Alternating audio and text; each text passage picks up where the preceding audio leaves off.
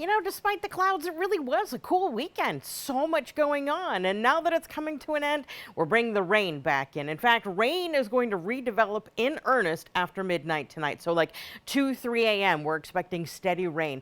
And that's going to be with us as we go into the early morning commute on Monday. Then we catch a little bit of a break, and then we bring through another round of rain that will be with us very early Tuesday morning before it clears.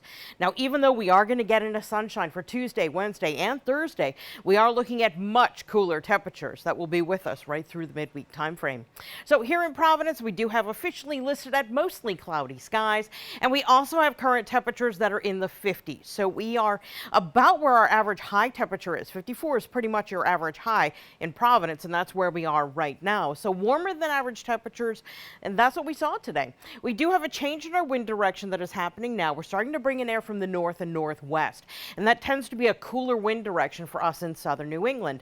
As a result, a big batch of cooler air is going to be moving in as soon as we can get rid of this front. And that's the process that's going to be happening as we go to tonight. So as we zoom out, you can see that the conveyor belt of moisture is still active, just training clouds and showers through the northeast. And this will continue. This will be like our last batch. This is the one that's coming through after midnight tonight before the front finally leaves the area. So here's how that works. As we go tonight, after like 2, 3 a.m., we're going to start to see the showers. That will develop into steadier, heavier rain. What you're seeing here on this particular model that I'm using on the Futurecast is higher elevation, chance for mixed precipitation early tomorrow morning. That's something that we're definitely going to need to keep an eye on as we go overnight tonight for your early morning commute.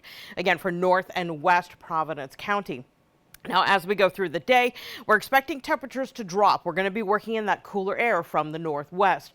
So look for temperatures that are going to be in the 30s by the time we get to about noon. Highs are only going to be struggling in the 40s as we go through the day. In fact, your daytime high will likely be around midnight tonight, just after midnight tonight. Here's that second round of rain that will develop Monday, and that will be with us as we start early Tuesday. But by the time we get to mid-morning, we're back into the sunshine, but temperatures are still going to be on the cool side. In fact, it looks like Tuesday morning and Wednesday morning, we're going to be starting with temperatures in the 20s for a good chunk of our area. So we're going to unseasonably colder temperatures. By the time we get to Tuesday evening, temperatures will be in the 30s. So sort of like a harken back to winter. It's not ready to let go quite yet. In terms of how much rain can we expect? Not a whole lot. This is not going to be a blockbuster system. Generally about 1/4 of an inch between now and the end of day on Monday. So our rain chances are with us for Monday, and then very early Tuesday morning, pre-dawn is when it ends. Wednesday we dry out. Thursday's looking pretty good, but Thursday night is when we would bring in our next chance for precipitation, and it sticks around for Friday and possibly even into next weekend. We'll check it out in the extended forecast in just a second, but for tonight, mostly cloudy, rain developing well after the midnight hour.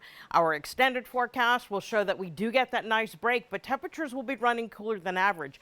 Your average high as we start the week is 55 degrees, and it's not until Thursday where we start to see numbers closer to where we typically would be. Now for a look at the day in sports, here's Ian. Thank you, Kelly. And now former Friar